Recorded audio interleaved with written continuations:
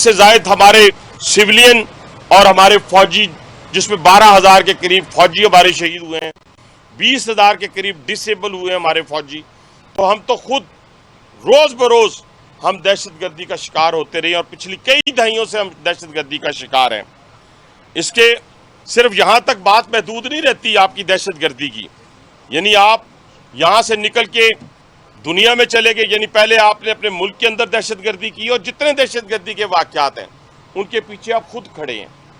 अच्छा, उसको भी मैं अभी साबित करता हूँ कि हर वाक़े के पीछे आप क्यों दहशतगर्दी का वाक़या खुद करते हैं, उसके बेनिफिशरी आप खुद हैं। और ख़ास तौर पे ये जो मोदी सरकार है, ये मैं हिंदुस्तानी कौम को भी कहूँगा कि इस सरकार ने आपकी पूरी कौम का, पूरे हिंदुस्तान का बेड़ागर्क कर दिया है, इसके चेहरे को मस्क कर दिया है और उस चेहरे को मजीद मस्क करता चला जा रहा है।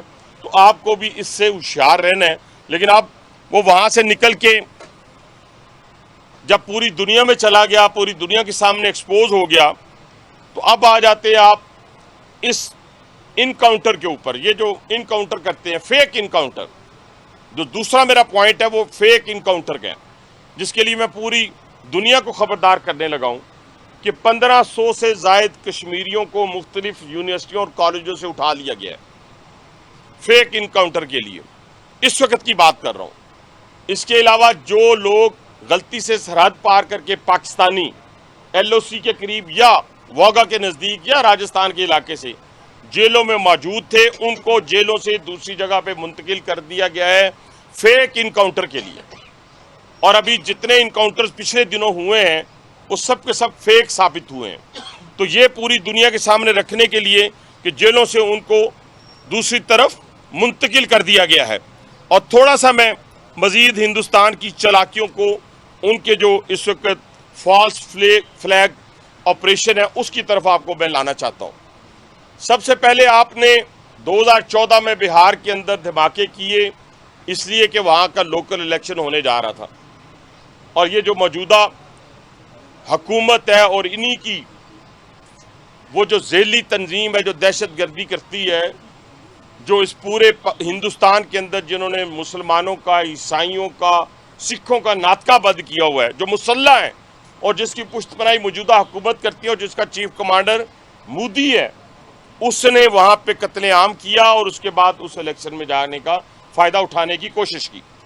दूसरा जो वाक़या इन्होंने पुलवामा के अंदर किया, ये फरवरी 2019 में हुआ। फरवरी 2019 में इन्होंने ये अटैक, वहाँ पे दहशतगर्दी का एक वाक़या होता है और उसको बहाना बनाकर पाकिस्तान पे हमला करते हैं और आगे से क्या हशर होता है कि 2 तैयारे गिरवा देते हैं। फिर अपना वो बंदा जो है, वो पायलट जो है, वो यहाँ गिरफ्तार हो जाता है, अभिनंदन, और उसको गिरफ्तार करते हैं कौन? हमारे आज़ाद कश्मीर के लोग, वहाँ के लोकल लोग, और उसको ठुड्डों से उसकी तबाजो करते हैं।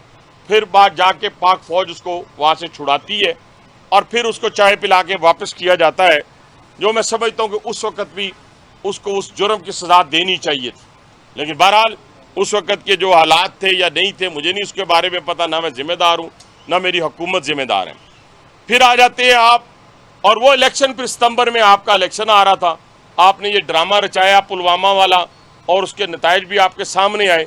अब आ जाते हैं पहलगाम के ऊपर कि पहलगाम के ऊपर ये जो ड्रामा आपने रचाया, इसको बेनकाब मैं कैसे करता हूँ आपके सामने। ये याद रखिए, आप में से सारे हिस्ट्री को समझ रहे हैं और बड़े गौर से कश्मीर के खित्ते को देख रहे हैं, जितने आप जर्नलिस्ट बैठे हैं और जो मुझे सुन रहे हैं, कि वहाँ पर अरसा दराज से मुसलमानों की ज़िंदगी को जीर्ण किया जा रहा है। वहाँ पे हिंदुओं को लाकर ज़बरदस्ती बसाया जा रहा है, उनकी ज़मीनों पे कब्ज़ा किया जा रहा है, कभी इंक्रोचमेंट के नाम के ऊपर उनकी जगहों को कब्ज़े में लिया जा रहा है, कभी जुल्म व सितम के ज़रिए उनको वहाँ से भगाया जा रहा है, हिंदुओं को सेटल किया जा रहा है। और फिर ये वाक़या जो होता है, इस वाक़े के पीछे भी यही माइंडसेट है कि हम ये वाक़या करके उनको डिफेंसिव करें और कश्मीरी मुसलमानों को दहशतगर्द साबित करें, हिंदुओं को कश्मीर में लाकर बसाएं और फिर ये साबित करें कि ये जो हंगामे वगैरह हो रहे हैं इसके अंदर कश्मीरी शामिल हैं और मुसलमान और पाकिस्तान उनकी पुश्तपनाही कर रहे हैं। सबसे पहला सवाल तो यह है कि 8 लाख की मौजूदगी में आप 4 दहशतगर्द कैसे वहां पहुंच गए। यानी इतना सा कश्मीर है, उसके अंदर 8 लाख फौजी हैं, उसमें भी आप अपनी लॉ एंड ऑर्डर को ध्यान करने की बजाय 5 मिनट के अंदर अंदर आपने इल्ज़ाम पाकिस्तान के ऊपर लगा दिया और कहा ये पाकिस्तान। आपका मीडिया तैयार बैठा था, जैसे जाफर एक्सप्रेस के ऊपर हमला होता है, अभी पता नहीं चलता कि कितने लोग शहीद हुए हैं, तो आप कहते हैं 300 ताबूत। आपको ख्वाब आ गया। ख्वाब आपको आया इसलिए कि आप उसके पीछे शामिल थे, मुलविस थे। हमने तो अफगानिस्तान से जो कन्वर्सेशन आपके एजेंट के जरिए हो रही थी वो पूरी दुनिया के सामने रख दी कि जाफर एक्सप्रेस में जो लम्हा ब लम्हा कमेंट्री की जा रही थी आपके मीडिया के अंदर, और लम्हा ब लम्हा वो जो एजेंट था अफगानिस्तान में बैठा हुआ और पाकिस्तान के अंदर दहशतगर्दों से राब्ते में था, 36 दहशतगर्दों की लाशें हमने आपको दिखाई, अपने 27 शोहदा को आपके सामने हमने पेश किया। तो इस माइंड सेट के साथ कि पुलवामा के अंदर हम जाकर तो अपने हिंदुओं को सेट करें और ये बहाने बनाएं दहशतगर्दी के, और ये बात आज की नहीं है, ये बहुत अरसे से, जब से मोदी इक़्तिदार में आए हैं तो उन्होंने इसी रविश को अपनाया कि फॉल्स किस्म के ऑपरेशन करके उसके नतीजे के अंदर पाकिस्तान पर इल्ज़ामात, अभी इन्वेस्टिगेशन होती नहीं, अभी पता नहीं चलता कि हुआ क्या है, तो आप पाकिस्तान पे इल्ज़ामात लगाना शुरू कर देते हैं। इसी तरह अगर आप देखें तो ये मुसलमानों से प्रॉपर्टी छीनी जा रही है, ज़बरदस्ती छीनी जा रही है, ली जा रही है, इसमें कोई दूसरी राय नहीं है। ये तो ऑन रिकॉर्ड चीज़ें मौजूद हैं और बहुत सारे हमारे वहाँ के MLA, वहाँ के साबका वज़ीर आला, जो भी जिनका मुसलमान होने से ताल्लुक़ है, उनसे वो ज़बरदस्ती लिया जा रहा है। लेकिन इसके साथ साथ एक और ये जो पुलवामा वाला इशू है, इसमें आपने देखा होगा जो इंडस ट्रीटी है, जो हमारा इंडस ट्रीटी के हवाले से जो 1960 में हुआ, जो पानियों की तकसीम थी, यानी 3 दरिया वो उनके पास, 3 दरिया हमारे पास, जैसे हमारे पास सिंध की बात, चनाब की बात और एक तीसरे झेलम की, ये हमारे, और बाकी रावी, सतलुज, ब्यास ये उनके हिस्से में आए और हमारे वो तीनों वीरान हो गए, यानी पानी नहीं रहा, उसके अंदर खुशक हो गए, और यहाँ तीनों में पानी जो है वो हिंदुस्तान से आता है। उस वक़्त जब ये हुआ, ये एग्रीमेंट हुआ, तो उस वक़्त आपने पूरे हिंदुस्तान ने खुशियों के शादियाने बजाए थे। आज का पुलवामा का जो वाक़या है, इस पहलगाम का जो वाक़या है, वो एक पसे पुश छोड़ के मैं बात करने लगा हूँ। असल में जो निशाना जो है वो हमारा जो है ये इंडस वाटर ट्रीटी निशाना है हमारा, और पहलगाम जो है वो बहाना है। निशाना जो है वो हम इंडस ट्रीटी है, जिसके ऊपर 2016 में मोदी ने बात की, 2019 में भी मोदी ने बात की, पाकिस्तान का पानी बंद करने की बात की। तो इसमें जो फिक्रा मैंने निकाला है कि इंडस वाटर ट्रीटी जो है वो निशाना है और पहलगाम जो है वो बहाना है। उसको बहाना बनाकर ये उसको ख़त्म करने के दर पे हैं और ख़त्म करने की कह रहे हैं कि हम ख़त्म कर देंगे, पानी बंद कर देंगे। मैं सिर्फ इतनी बात कहूँगा कि आप हमारा पानी बंद करेंगे, हम आपका सांस बंद कर देंगे। मैं एक वफाकी वज़ीर की हैसियत से कहता हूँ और एक ज़िम्मेदार की हैसियत से कहता हूँ कि आप हमारी नेशनल सिक्योरिटी काउंसिल जो फैसला किया है, ये पूरी पाकिस्तानी कौम की तर्जुमानी है। दिलेरी के साथ चीफ एग्जीक्यूटिव ने, कमांडर इन चीफ ने, मुसलमानों की, पाकिस्तानियों की, जिसमें सारे लोग शामिल हैं, जिसमें ईसाई भी हैं, हिंदू भी हैं, सिख भी हैं जो पाकिस्तान के अंदर रहते हैं, सब की तर्जुमानी की है। और उनकी तर्जुमानी करते हुए मैं कह रहा हूँ आपको, उन्होंने कह दिया ना कि अगर हमारा पानी बंद करेंगे तो फिर जंग के लिए तैयार हो जाएं। ये जो गोरी, शहीन, गजनवी, ये चौकों में सजाने के लिए नहीं हमने रखे हुए, ये हमने हिंदुस्तान के लिए रखे हैं बाबा। ये जो 130 एटॉमिक हमारे पास वेपन है, वो हमने सिर्फ मॉडल बनाने के लिए नहीं रखे हुए, और आपको पता ही नहीं कि हमने पाकिस्तान के किस किस हिस्से में रखे हुए हैं। ये दुनिया भी जानती है, आप भी जानते हैं, वरना आप तो इतने मक्कार बनिए हैं कि अभी तक पाकिस्तान के ऊपर कई दफ़ा हमलावर हो चुके होते। आपने बड़ी दफ़ा कोशिश की, लेकिन जब आपको पता चला कि हमारे शाहीन जो है फिजाओं में आ गए हैं तो आप भाग गए।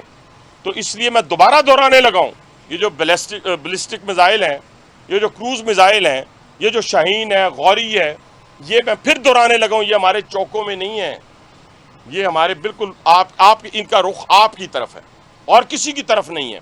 तो इसलिए ये सोचना भी ना कि आप पाकिस्तान की हदूद को क्रॉस करोगे, अगर सोचोगे भी तो उसका खमियाजा आपको भुगतना पड़ेगा किसी सूरत। हाँ, आपने तो हमें धमकी दी, हमारी लीडरशिप ने, हमारी फौज ने, हमारे कमांडर इन चीफ ने क्या क्या दिया, उसे तो वो कह दिया कि पानी बंद करो, जंग के लिए तैयार हो जाओ।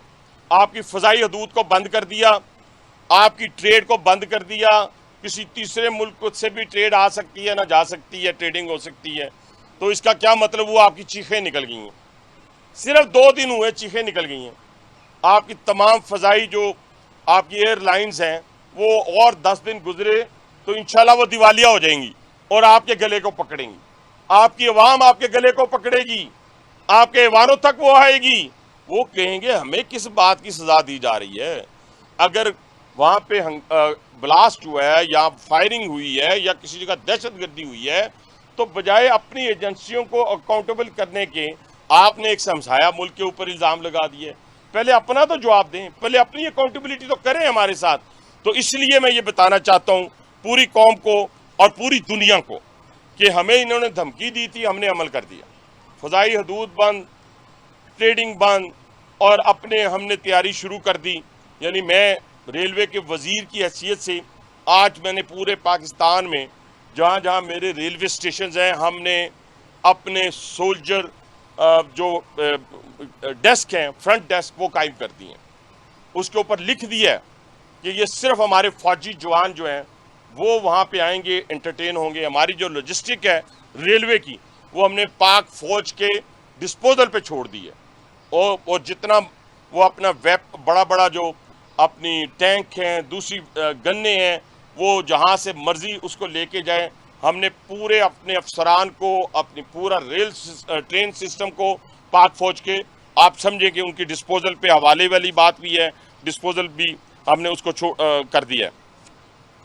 हमारे सबसे बड़ी बात यह है कि हिंदुस्तानी कौम को ये अब सोचना है कि उन्होंने इस पागल से जान छुड़ानी है या मुल्क की तबाही की तकदीर लिखनी है। ये फैसला ये हिंदुस्तानी कौम पे है, ये फैसला मेरा नहीं है। हमने तो अपने मुल्क की जोग्राफी हदों की हिफाजत करनी है।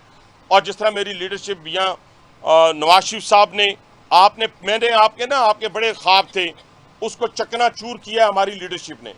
उसका ताल्लुक किसी भी जमात से रहा है। जुल्फ़िकार अली भुट्टो शहीद ने बुनियाद रखी, उसके बाद जितने हुक्मरान आए उसने उस एटॉमिक पावर की हिफाजत की। और जाके आखिरी जो 28 मई 1998 को मेरे लीडर वज़ीर आज़म नवाज शरीफ साहब ने आपके 5 धमाकों के मुकाबले में 6 धमाके किए। तो अब आप अंदाज़ा लगा लें, अगर आपका एक मिसाइल भी आ गया तो हमारी तरफ से तो 200 मिसाइल आ जाएंगे। फिर आप कहाँ जाएंगे, कहाँ भागेंगे? हम तैयार हैं, हमें कोई डराने की कोशिश ना करें, ना हम डरने वालों में से हैं। और याद रखिएगा, ये मिस एडवेंचर आपके गले पड़ जाएगा, ये मिस एडवेंचर आपके गले पड़ जाएगा कि आप पाकिस्तान के अंदर आएंगे तो पाकिस्तान तैयार बैठा है आपकी हर मूवमेंट का जवाब देने के लिए, तैयार बैठा है।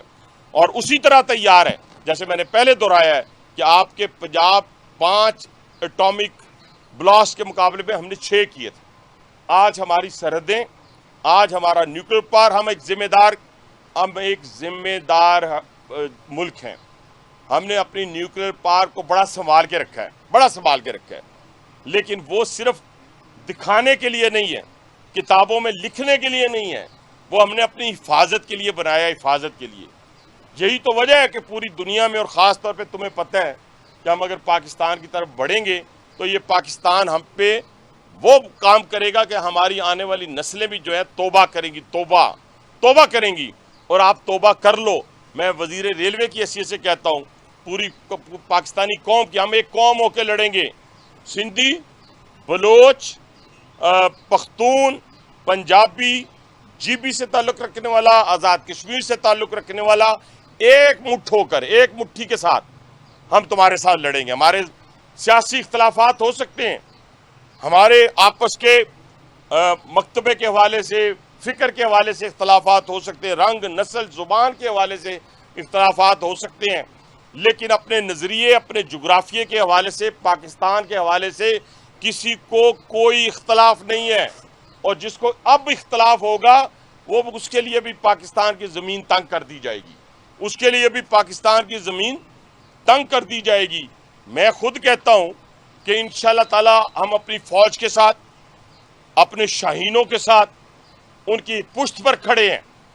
और उसके लिए माल तो बड़ा आसान सी बात है, उनकी अखलाकी हमायत ये भी बड़ी आसान सी बात है। मेरे पास एक लीगल वेपन है, 2 है, 3 है, उन सब के साथ मैं वजीर रेलवे की हैसियत से भी और बाकी लोग भी जिनके पास ये चीज़ें हैं, हम अपनी फ़ौज के शाना बशाना दुश्मन के खिलाफ लड़ेंगे। ये ऐलान है हमारी तरफ से।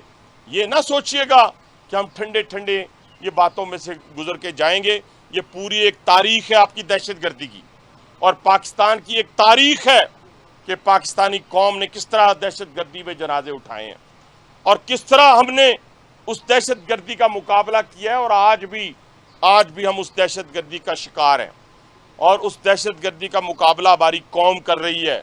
हमने APS का वाला बहुत बड़ा वाक़या, वो हमारे सीनों में आज भी वो ज़ख्म जो हैं वो हरे हैं।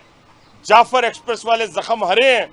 यहाँ 50-50, 100-100 लोगों से ब्लास्ट किया है। अभी 1 हफ्ता पहले हमने आपका एजेंट पकड़ा है, कल बुशर के बाद दूसरा तीसरा फिर पकड़ा है हमने। उसके ज़रिए भी तहकीकात हो रही है। तो आखिर में मैं अपनी बात को समेटते हुए दुश्मन को हमने मैसेज दिया है कि पूरी पाकिस्तानी कौम जो है वो अपनी हुकूमत के पीछे खड़ी है। मैं बिलावल भुट्टो की उस स्टेटमेंट को मैं खराज तहसीन पेश करता हूँ, जिसमें उन्होंने कहा कि हम चारों भाई जो हैं, उन्होंने चारों का जिक्र किया, मैंने बीच में GB का भी जिक्र किया, आज़ाद कश्मीर का भी जिक्र किया। हम इकट्ठे दुश्मन के खिलाफ लड़ेंगे।